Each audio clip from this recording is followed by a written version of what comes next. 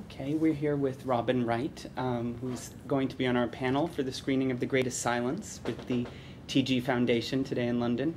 Thank you so much for coming with us, Robin, today. Robin, you've been outspoken in raising awareness of the cause of the issue of sexual violence in the Democratic Republic of Congo. Can you tell us something about how you got involved in this particular cause? A friend of a friend, John Prendergrass, is the friend who runs the Enough Project in Washington, D.C. Had, a celebrity fall out of a panel speaking engagement. Can you, Robin, at the last minute, can you please be the substitute? And I said, I don't know anything about the cause. I mean, I know, it's been endless strife, and basically colonialism has not been discontinued. And I said, so can you educate me? Met with John in New York, and an hour before the screening of The Greatest Silence, where Q&A would take place post-film, I got probably a 4-year education in 20 minutes about basically the mines, the militia, through the mines to your mobile phone. And I said, I'm in. I mean, it was instantaneous, where, as we all know, it's the deadliest war since World War II, and we are perpetuating this problem by purchasing gadgets. So, you feel helpless, and at the same time you feel that it is your duty to be hopeful. What do you think that the average person, either in the States or in Europe, knows enough about this situation? 1 out of 5, maybe. Am I correct in saying that? Probably. That seems generous. That's very generous, I know. I was being hopeful. It is so much, and I hate to even use this word, to publicize, but that's what we need to do. And what that does, just as you publicize, we need a revolution. Che did it with the people, right? You have to spread the awareness so that the masses can basically increase the demand of these electronic companies to not buy minerals from conflict zones. I mean, it's really simple. Will it take time? It took 10 years for the blood diamonds to, but we're willing to wait if it's going to be a progression. And I know that you've shared stages with political leaders and public officials speaking about this cause. What message do you have for them about their role in alleviating the situation? I think it's like any lobbyist would do for a piece, on the agenda, where it's like in the courthouse, in our administration, it's about moving the agenda topic up on the pile, because there's just a multitude of crisis topics.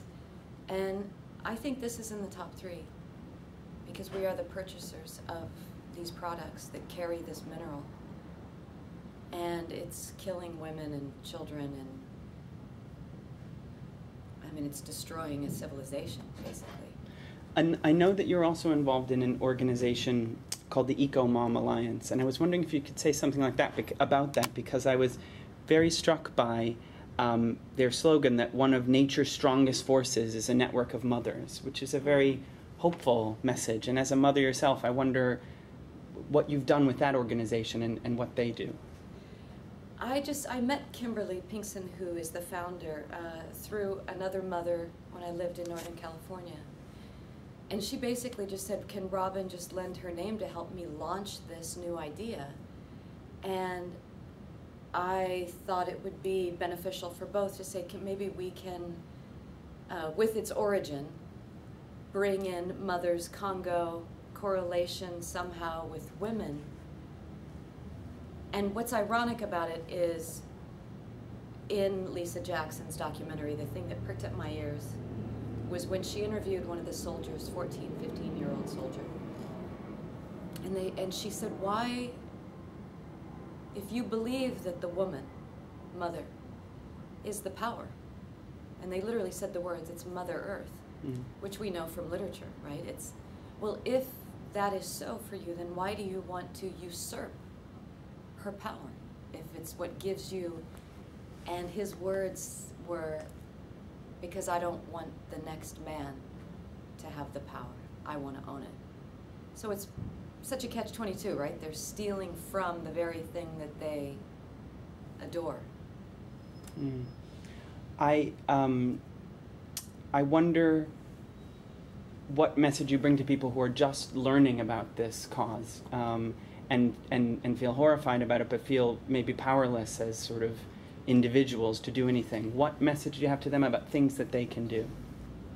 I think it's what we were talking about earlier, which is you have to be a part of that mass movement. It is a grassroots idea. It's signatures, it's letters. You have to write to the electronic company. And you can get on Raise Hope for Congo under the enoughproject.org. You just click on, yes, I want to sign this letter that's already composed for you. How many millions can we get in X amount of days? I mean, that's basically the mission. And are you hopeful about the situation? Do you have, what are your hopes for the women and girls of the Congo in the coming years? I mean, it's sort of a twofold answer and a tenfold conflict, but twofold in that there's one side that takes diplomacy, which is where my friend John Prendergast comes in, and Human Rights Watch, and trying to diplomatically negotiate with leaders. Okay, that's sort of the beginning of. That's going to take time. And because you're basically infiltrating a mind speak of a culture that's not ours. And it's like us going into Iraq. I mean, you're like, wow. You're thinking, why aren't they listening to me? Well, they're not going to listen to you.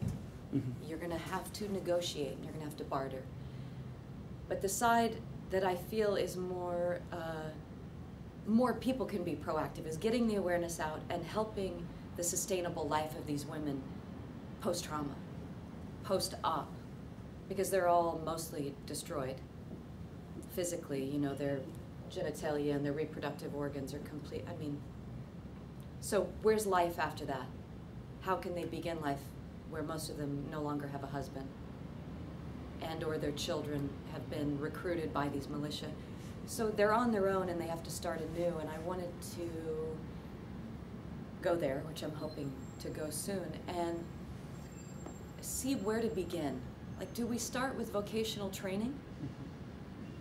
You know, I've been in touch with Target, who's, I'm willing to give free sewing machines. Great, let me get the people over there, start a community center, teach these women how to sew, use their native fabrics, build things that can go on EcoMom website. There's the chain. You know, I mean, there's a beginning, I think, for hope for them, for these women to be empowered again.